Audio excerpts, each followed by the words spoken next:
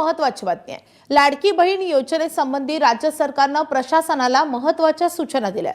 ज्या ठिकाणी काही कारणास्तव ई-केवायसी प्रक्रिया करताना चुका झाल्यात अशा ठिकाणी जिल्हाधिकाऱ्यांनी पडताळणी करावी अशा सूचना देण्यात आल्यात। सर्व जिल्हाधिकाऱ्यांनी अंगणवाडी सेविकांमार्फत प्रत्यक्ष पडताळणी करण्याच्या सूचनाही देण्यात आल्यात। लाडकी बहीण योजनेच्या लाभासाठी ज्यांनी ई-केवायसी केली नव्हती त्यांना 31 डिसेंबर 2025 पर्यंत मुदत देण्यात आलेली होती, परंतु अनेक लाभार्थ्यांची ई-केवायसी चुकीचा पर्याय निवडल्यामुळे पूर्ण होऊ शकली नव्हती आणि त्यामुळे त्यांना लाडकी बहीण योजनेचा हक्कही मिळू शकलेला नव्हता। यासंबंधी अनेक तक्रारी आल्यानंतर आता राज्याच्या महिला आणि बालकल्याण मंत्री अदिती तटकरेंनी प्रशासनाला काही सूचना दिल्यात। सर्व जिल्हाधिकाऱ्यांनी अंगणवाडी सेविकांच्या माध्यमातून प्रत्यक्ष पडताळणी करावी अशा सूचना जारी करण्यात आल्या आहेत। तर लाडक्या बहिणींसंदर्भात अतिशय महत्त्वाची बातमी आहे। अनेक लाडक्या बहिणींना ई-केवायसी पूर्ण करता आलेली नव्हती, अर्थात त्यामागे काही तांत्रिक कारणही होती किंवा चुकीचा पर्याय निवडला गेलेला होता। आता या संदर्भात मंत्री अदिती तटकरे यांनी महत्त्वाचे निर्णय दिलेले आहेत। तर आता जिल्हाधिकाऱ्यांनी या सगळ्याची पडताळणी करावी असे निर्देश देण्यात आलेले आहेत। अंगणवाडी सेविकांना यासाठी आता कामाला लावलं जाईल आणि अंगणवाडी सेविकांच्या माध्यमातून प्रत्यक्ष पडताळणी करावी अशा सूचना महिला आणि बालविकास खात्याने दिलेल्या आहेत। त्यामुळे अतिशय महत्त्वाचा निर्णय आहे लाडक्या बहिणींच्या दृष्टीने। मला माहित नाही, सन्माननीय सदस्य जे बोलत होते ती वस्तुस्थिती आहे। अनेक महिलांना वाटतं की त्यांना फसवलं गेलेलं आहे, कमी पैसे मिळतात बँकेच्या खात्यांमध्ये, त्यांची नावं कापली जातात। मी तर त्यांचं अभिनंदन करत होतो की वस्तुस्थिती त्यांनी हाऊस समोर आणलेली आहे, तर एवढं चिडण्याची काय गरज होती। आम्ही सगळे तर त्यांचे अभिनंदन करत होतो की महिलांची फसवणूक ही लाडकी बहीण योजनेत कशी होत आहे, ठीक हे त्यांनी लोकांसमोर आणलं। ठीक आहे, चला लक्षवेधी। अतिशय क्रांतिकारी योजना, लाखो बहिणींना त्याचा फायदा मिळाला आणि एक आमदार या नात्यानं मी माझ्या घाटकोपरमध्ये जवळपास प्रत्येक घरामध्ये फॉर्म भरून घेतले। अध्यक्ष महोदय ऐका अध्यक्ष महोदय, नाही तुम्ही पॉइंट ऑफ इन्फॉर्मेशन देताय का? हो पॉइंट ऑफ इन्फॉर्मेशन। तर माझ्या मतदारसंघात भरून घेतले। आजही काही महिला माझ्या घरी आल्या, अध्यक्ष महोदय आजही महिला काही घरी आल्या आणि त्यांचं म्हणणं एवढं आहे की सुरुवातीला 2 महिन्याचे त्यांना पैसे आले, काही महिलांना एका महिन्याचे पैसे आले आणि नंतर ते पैसे यायचे बंद झाले। आपण चेक केलं, त्यांचं आधार कार्ड बँकेला लिंक आहे का आहे, पण काही माहितीच मिळत नाहीये। असं सगळ्यांच्या बाबतीत नाहीये, काही महिलांच्या बाबतीत आहे। तर माझी शासनाला विनंती आहे की महाराष्ट्रातल्या सगळ्या महिलांना, लाडक्या बहिणींना हे कळावं की ज्यांच्या अकाउंटमध्ये पैसे येत नाहीयेत तर कुठली तरी अशी वेबसाईट असावी की ज्याच्यावर नाव टाकलं तर तिला पैसे येणार आहेत, न येणार आहेत, न येत आहेत तर काय कारण आहे, तिला तिचं कारण कळलं पाहिजे। कारण ती लाडकी बहीण आजही आशेवर आहे की मला 2 महिन्याचे पैसे मिळाले, पुढचे पैसे मला मिळणार की नाही मिळणार। माहितीबद्दल धन्यवाद। निर्देश द्यावेत की सरकारनं अशा स्वरूपाची वेबसाईट सुरू करावी आणि विरोधी पक्षाला बोलण्याचा काय अधिकार नाही। तुम्ही त्या लाडक्या बहिणीला खडकू दिला नाहीत, आम्ही दिलेत पैसे आम्ही, आणि ज्या बहिणींना मिळत नाहीत त्या बहिणींना सुद्धा आम्ही देऊ। आणि सन्माननीय आदित्य ठाकरे साहेब, तुम्हाला तर जराही नाही, तुम्हाला तर जराही नाही, महापालिका लुटून खाल्लीत तुम्ही। त्या संदर्भातला अध्यक्ष महोदय उत्तर देऊ दे। जर लक्ष वेधून घेतलेलं आहे तर त्या संदर्भातलं उत्तर देऊ दे। उत्तरच ऐकून घ्यायचं नसेल तर लक्ष वेधी मांडण्यात काय कारवाई करायला पाहिजे। आणि कलेक्टर सीओ एक आमदार तक्रार केली नंतर 2 महिनेपर्यंत त्याच्यावर लक्ष देत नाही असेल तर असं कलेक्टर आणि सीओ वर सुद्धा कारवाई करण्यात यावे अशी माझी स्पेसिफिक मागणी आहे। अध्यक्ष महोदय, सन्मान्य सदस्य महोदयांनी जी या ठिकाणी शासनाचं आणि विभागाचं लक्ष वेधून घेण्याच्या दृष्टिकोनातून ही लक्षवेधी मांडलेली आहे।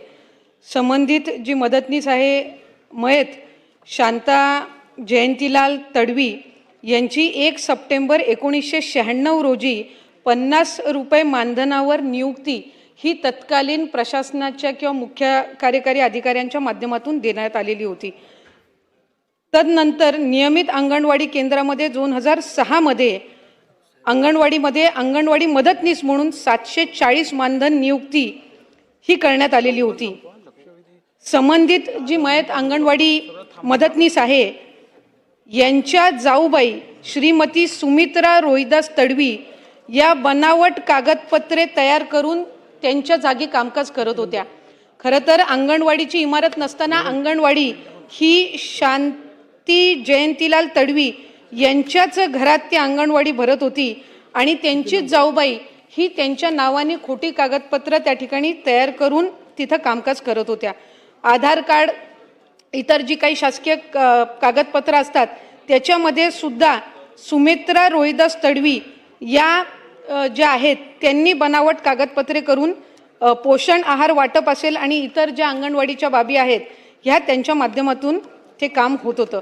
शांता जयंतीलाल तडवी यांची 11 ऑक्टोबर 2024 रोजी निधन झाले आणि शांता जयंतीलाल तडवी यांच्याऐवजी काम करत असल्या संदर्भामध्ये स्थानिक लोकप्रतिनिधी म्हणजे सन्मान्य आमदार महोदयांनी ज्या वेळेला त्या संदर्भातली तक्रार ही संबंधित जिल्ह्याच्या जिल्हाधिकारी आणि मुख्य कार्यकारी अधिकाऱ्यांकडे 21 फेब्रुवारी 2025 मध्ये केली, त्यावेळेला लगेचच 24 फेब्रुवारी 24/2/2025 मध्ये या संदर्भातली समिती ही सन्मान्य जिल्हाधिकाऱ्यांनी त्या ठिकाणी मुख्य कार्यकारी अधिकारी जिल्हा परिषदेच्या यांना सूचना देऊन त्या ठिकाणी स्थापन केली.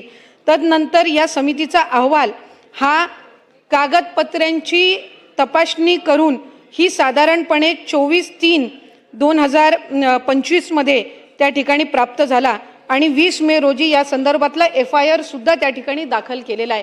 खरं तर आमदार महोदयांनी या ठिकाणी नमूद केल्याप्रमाणे ज्या कैलासवासीय शांती जयंतीलाल तडवी आहेत यांच्या सुपुत्रांनीच आमदार महोदयांकडे त्या संदर्भातली तक्रार केली, पण त्यांच्याच नातेवाईक सुमित्रा रोहिदास तडवी ह्या त्याच घरातल्या ह्या बनावट कागदपत्र त्या ठिकाणी सादर करून इतके वर्ष काम करत होत्या. खऱ्या अर्थानं आम्ही सुपरवायझरकडनं सुद्धा त्या संदर्भातली ज्या वेळेला चौकशी केली त्यावेळेला स्थानिक गावातले लोकप्रतिनिधी किंवा तिथल्या अंगणवाडी सेविका किंवा इतर गाव या संबंधित घरातल्या नातेवाईकांनी सुद्धा कधीही 20-25 वर्षामध्ये त्या संदर्भातला उल्लेख केला नाही. पण ज्या वेळेला दुर्दैवी निधन शांती तडवी यांचं झालं त्यावेळेला त्या संदर्भातली तक्रार ही त्यांच्या कुटुंबातल्या व्यक्तींनी आमदार महोदयांकडे केली आणि त्या संदर्भातली माहिती त्यांनी आता या ठिकाणी सभागृहामध्ये दिलेली आहे. पण तरीसुद्धा सन्मान्य आमदार महोदयांनी निवेदनाद्वारे जी काही तक्रार त्या ठिकाणी केली होती त्यानुसार 20 मे रोजी FIR त्या ठिकाणी दाखल केलेला आहे आणि या संबंधामध्ये कडक कारवाई ही त्या ठिकाणी निश्चितपणाने अध्यक्ष महोदय केली जाईल. सन्माननीय सुरेश दस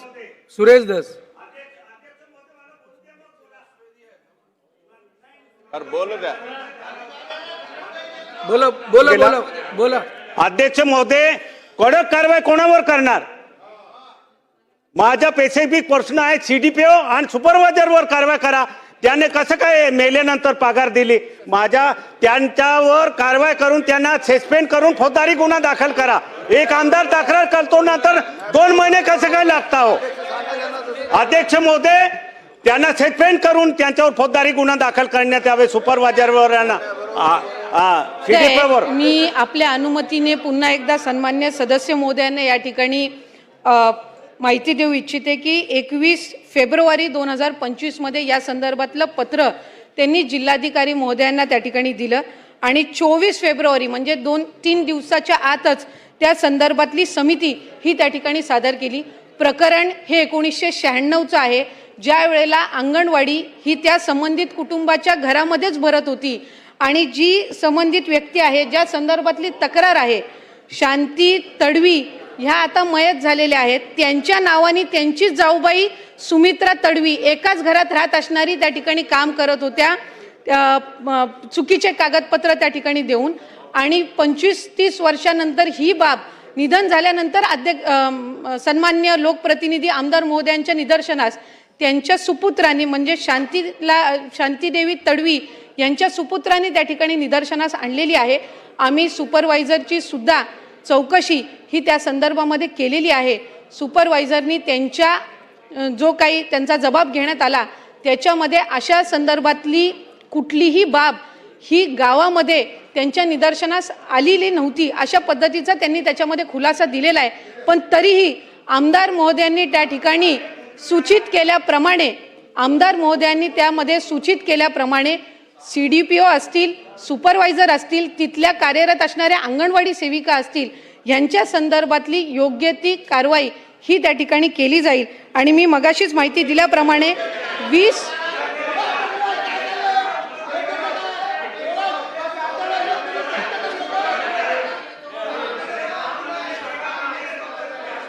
सन्मान्य अध्यक्ष महोदय, मला पुन्हा एकदा सभागृहातल्या सदस्यांच्या निदर्शनास आणून द्यायचंय की या बाबीमध्ये एकाच कुटुंबातल्या शांती तडवी या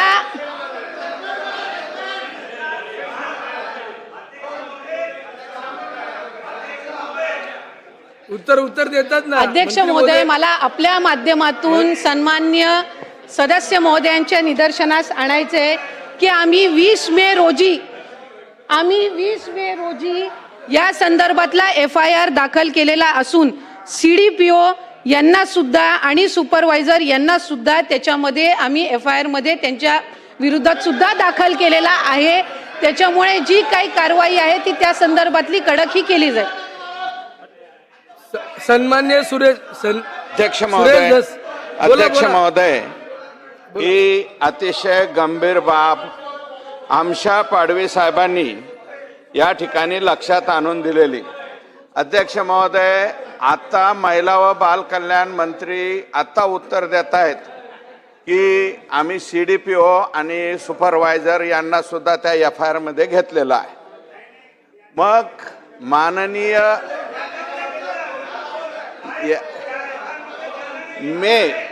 फेब्रुवारी महिन्यामध्ये विधानसभा सदस्य यांनी तक्रार केलेली आहे. त्याच्यावरती FIR मे महिन्यामध्ये होतो. अध्यक्ष महोदय, प्रश्न विचारल्याच्या नंतर कधी आमदारांनी प्रश्न विचारलेला आहे त्याच्यानंतर सुद्धा या तारखेपर्यंत त्या जिल्ह्याचे मुख्य कार्यकारी अधिकारी